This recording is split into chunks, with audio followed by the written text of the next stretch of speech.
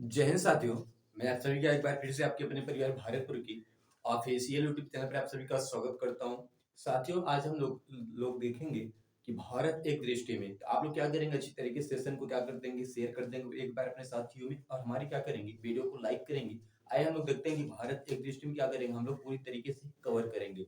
तो साथियों, आपका 10 मिनट का शो रहेगा। आप लोग क्या करेंगे, अच्छी तरीके से सभी प्रश्नों को देखेंगे। जितने भी प्रश्न आप लोगों के महत्वपूर्ण लगेंगे वो क्या करेंगे, अच्छी तरीके से नोट डाउन कर लेंगे। आइए हम लोग बढ़ते हैं प्रश्न नंबर 1 की तरफ। शानदार आंसर करने का प्रयास करते रहेंगे आप लोग। प्रश्न नंबर 1 आप सभी के सामने आ चुका है कि भारत का कुल क्षेत्रफल कितना है। सभी साथी एक बार आंसर करने का प्रयास करेंगे कि भारत का कुल क्षेत्रफल कितना है। और आपका दिया गया 31,87,263 किलोमीटर नहीं होगा पहले साथियों, वर्ग किलोमीटर होगा। क्या होगा, वर्ग किलोमीटर होगा। इसको थोड़ा आप लोग क्या करेंगे, ध्यान में रखकर प्रश्न का आंसर करने का प्रयास करेंगे कि भारत का कुल क्षेत्रफल कितना है। आप लोग बताने का प्रयास करेंगे। यदि बात बात करते हैं कि भारत का कुल क्षेत्रफल कितना है, तो आप लोगों का बिल्कुल सही आंसर हो जाएगा 32,87,263 वर्ग किलोमीटर। तो आपका ऑप्शन नंबर बी में दिया गया, यानी कि ऑप्शन नंबर बी आपका क्या हो जाएगा, बिल्कुल सही हो जाएगा।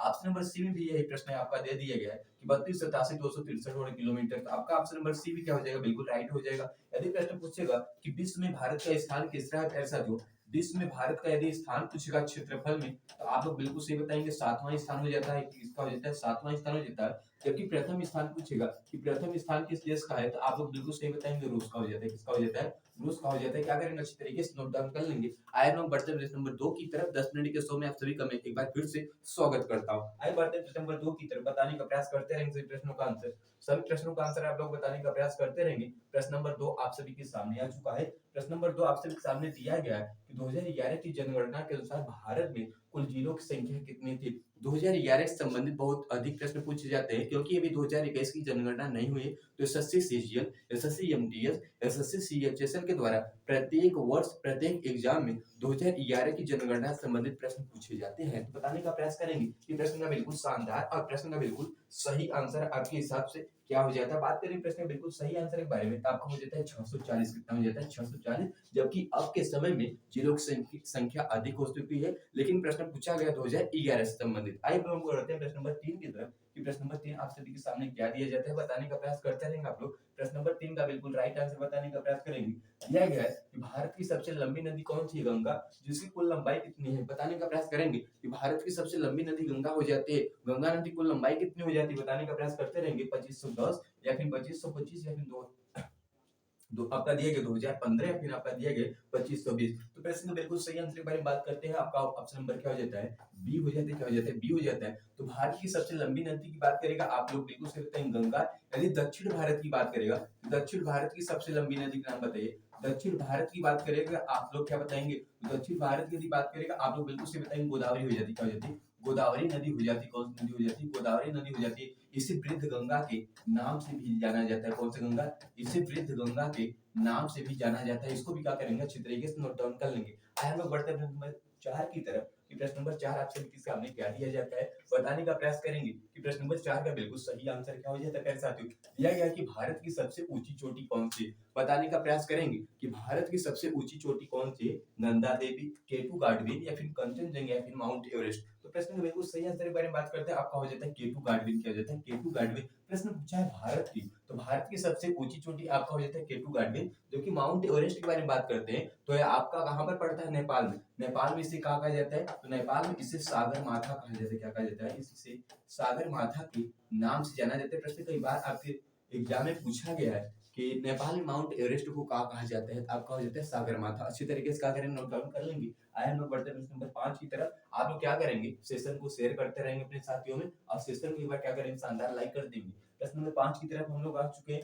दिया गया 2011 की जनगणना के अनुसार भारत की, ऐसा तो यहाँ आपका हो जाएगा भारत। क्या हो जाता है, भारत हो जाता है ना। 2011 की जनगणना के अनुसार भारत की जनसंख्या घनत्व कितना है, एक बार शानदार आंसर करने का प्रयास करेंगे कि प्रश्न नंबर 5 का बिल्कुल सही आंसर आपके द्वारा क्या हो जाता है। सभी साथी एक बार बताने का प्रयास करेंगे।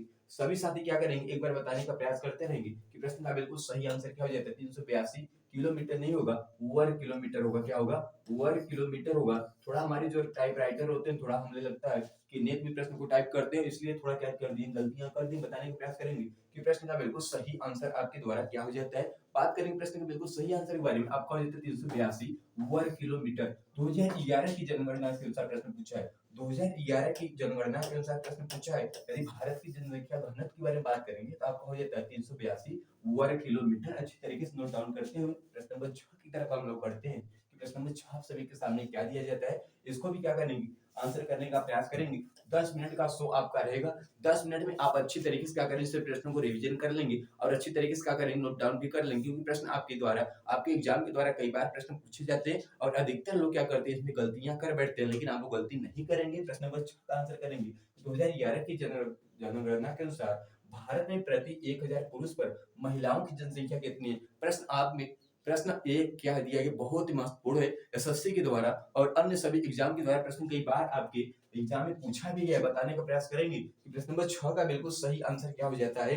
प्रश्न नंबर 6 का बिल्कुल सही आंसर क्या हो जाता है, बताने का प्रयास करेंगे, बात करेंगे। यदि प्रश्न पूछेगा 2011 की जनगणना के अनुसार प्रति 1000 पुरुष पर कितने, प्रति 1000 पुरुष पर यदि महिलाओं की संख्या की बात करेगा तो आप लोग बिल्कुल से बताएंगे 940 कितना हो जाता है। 940 क्या हो जाता है, महिलाओं की जनसंख्या। 1000 पुरुष पर महिला कितने हो जाते हैं, 940 कितना हो जाता है, 940। आपका 940 क्या हो जाता है, बिल्कुल सही आंसर हो जाता है। आइए बढ़ते हैं प्रश्न नंबर 7 की तरफ कि प्रश्न नंबर 7 क्या दिया जाता है, बताने का प्रयास करेंगे कि प्रश्न नंबर 7 का बिल्कुल सही आंसर क्या हो जाता है। 7 आप सभी के सामने आ चुका है कि 2011 की जनगणना के अनुसार भारत की साक्षरता दर क्या है। यह प्रश्न एसएससी जीडी के एग्जाम में पूछा गया था और अधिकतर लोग इसमें गलतियां किए थे। प्यारे साथियों, अधिकतर लोग इसमें क्या किए थे, गलतियां किए थे।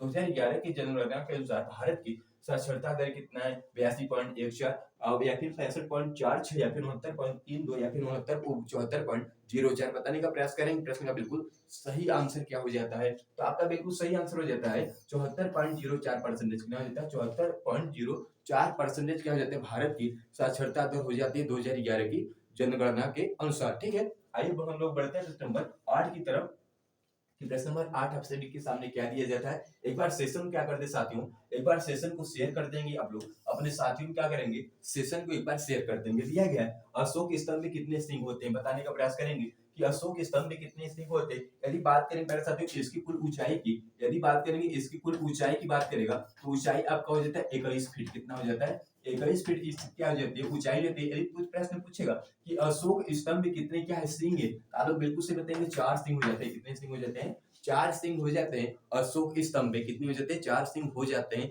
इसको क्या करेंगे, अच्छी तरीके से नोट डाउन कर लेंगे। आइए बढ़ते हैं प्रश्न नंबर 9 की तरफ कि प्रश्न नंबर 9 आप सभी के सामने क्या दिया जाता है। दिया गया प्रश्न नंबर 9 मेरे साथियों कि भारत का राष्ट्रगान मूल रूप से किस भाषा में रचा गया है। बहुत लाजवाब प्रश्न दिया गया, बताने का प्रयास करेंगे कि भारत का राष्ट्रगान मूल रूप से किस भाषा में लिखा गया, मराठी या फिर हिंदी या फिर गुजराती या फिर बंगाली। बताने के सभी साथी प्रयास करेंगे तो बिल्कुल सही आंसर हो जाता है बंगाली। क्या हो जाता है, बंगाली क्या हो जाता है, प्रश्न का बिल्कुल सही आंसर हो जाता है। ऑप्शन नंबर डी प्रश्न नंबर 9 का क्या हो जाता है, बिल्कुल सही हो जाता है। आइए हम लोग बढ़ते हैं प्रश्न नंबर 10 की तरफ कि प्रश्न नंबर 10 आप सभी के सामने क्या दिया जाता है। और प्रश्न नंबर 10 का बिल्कुल सही और बिल्कुल सटीक आंसर करने का प्रयास करेंगे। आपातकाल की स्थिति में भारत के राष्ट्रगान की अनुमानित अवधि। प्रश्न पूछा कि आपातकाल की स्थिति में, आपातकाल की स्थिति में राष्ट्रगान कितने सेकंडों में गाया जाता है, बताने का प्रयास करेंगे। 20 सेकंड, 30 सेकंड या फिर 52 सेकंड या फिर 56 सेकंड बताने का प्रयास करेंगे। आपातकाल की स्थिति के अनुसार यदि आपातकाल में पूछेगा आप लोग बिल्कुल से बताएंगे 20 सेकंड। क्या पूछेगा, 20 सेकंड। लेकिन सामान्य पूछेगा, यदि सामान्य पूछेगा तो आप लोग बिल्कुल से बताएंगे 52 सेकंड। कितना हो जाता है, 52 सेकंड हो जाता है। जबकि आपातकाल की स्थिति कितना हो जाता है, आपका होता है 20 सेकंड। तो प्रश्न का बिल्कुल सही आंसर होता है 20 सेकंड। यदि सामान्य रूप से पूछेगा आपका हो जाता है 52 सेकंड। कितना हो जाता है, 52 सेकंड। इसको क्या करेंगे, अच्छी तरीके से पढ़ेंगे तब जाकर इसका क्या करेंगे, आंसर करने का प्रयास करेंगे। आइए हम लोग बढ़ते हैं प्रश्न नंबर 11 की तरफ। प्रश्न नंबर 11 क्या दिया गया, बताने का प्रयास करते रहे मेरे साथी कि प्रश्न नंबर 11 का बिल्कुल सही आंसर क्या हो जाता है। दिया गया है कि भारत के राष्ट्रीय गीत का पूर्ण संस्करण का अनुमानित समय कितना है। जो भारत का राष्ट्रीय गीत होता है वो मतलब गाने में कितना समय लगता है, प्रश्न पूछने का मतलब यह दिया गया है आपका 20 सेकंड, 30 सेकंड या फिर 52 सेकंड या फिर 65 सेकंड। तो बताने का प्रयास करेंगे। प्रश्न का बिल्कुल सही आंसर क्या हो जाता है। यदि राष्ट्रगान पूछेगा तो आपका हो जाता है 52 सेकंड, लेकिन राष्ट्रगीत पूछेगा आपका हो जाता है 65 सेकंड। कितना हो जाता है, 65 सेकंड क्या हो जाता है, प्रश्न का बिल्कुल सही आंसर हो जाता है। आइए हम लोग बढ़ते हैं प्रश्न नंबर 12 की तरफ। प्रश्न नंबर 12 आप सभी के सामने क्या दिया जाता है। सभी साथी क्या करेंगे, एक बार सभी साथी एक बार क्या करेंगे, सेशन को शेयर कर देंगे, क्योंकि हम लोग भारत एक दृष्टि में क्या किए हैं, कवर करने वाले हैं। कितने मिनट में, 10 मिनट के शो में। बताने का प्रयास करेंगे कि भारत के राष्ट्रीय फल का वैज्ञानिक नाम। भारत का राष्ट्रीय फल आप लोग जानते हैं आम होता है, लेकिन उसका वैज्ञानिक नाम क्या हो जाएगा, बताने का प्रयास करेंगे। आपका ऑप्शन नंबर ए दिया गया है मालुस डोमेस्टिका या फिर सीरियन गुजावा या फिर जिगिम्बर अफिसिनल या फिर मैंगीफेरा इंडिका। तो आपका बिल्कुल सही आंसर हो जाता है मैंगीफेरा इंडिका। क्या हो जाता है? मैंगीफेरा इंडिका क्या हो जाता है? प्रश्न का बिल्कुल सही आंसर हो जाता है। हम लोग बढ़ते हैं प्रश्न नंबर 13 की तरफ। कि प्रश्न नंबर 13 आप सभी के सामने क्या दिया जाता है? दिया गया है कि हाथी परियोजना भारत में वर्ष मतलब कि हाथी परियोजना भारत में किस वर्ष लॉन्च किया गया था, बताने का प्रयास करेंगे। कि प्रश्न का बिल्कुल सही आंसर क्या हो जाता है? हाथी परियोजना भारत में किस वर्ष लॉन्च किया गया था? 1992, 1985, 1973 या फिर 1972, बताने का प्रयास करेंगे। तो बात करेंगे प्रश्न के बिल्कुल सही आंसर के बारे में। आपका हो जाता है 1992। क्या हो जाता है? 1992 प्रश्न का क्या हो जाता है? बिल्कुल सही आंसर हो जाता है। बढ़ते हैं प्रश्न नंबर 14 की तरफ। कि प्रश्न नंबर 14 आप सभी के सामने क्या दिया जाता है? सभी साथी एक बार क्या करेंगे? सेशन को शानदार शेयर कर देंगे। यदि आप लोगों को सेशन अच्छी लग रही है तो एक बार क्या करेंगे? लाइक कर देंगे। बढ़ते हैं प्रश्न नंबर 14 की तरफ। कि बाघ को बचाने के लिए बाघ परियोजना किस वर्ष लागू किया गया? बाघ को बचाने के लिए बाघ परियोजना किस वर्ष लागू किया गया था? 1992, 1985, 1973 या फिर 1972। तो प्रश्न के बिल्कुल सही आंसर के बारे में बात करते हैं। आपका हो जाता है नंबर सी, यानी कि 1973। तो प्यारे साथियों, ये क्या हो जाता है आपका? ये आपका हो जाता है कि भारत एक दृष्टि में हम लोग क्या किए? कवर किए सिर्फ मात्र 10 मिनट के शो में। मिलते हैं आप सभी से आगामी नेक्स्ट दिनों में। तब तक के लिए आप सभी को एक बार मेरे से फिर से मेरा जय हिंद।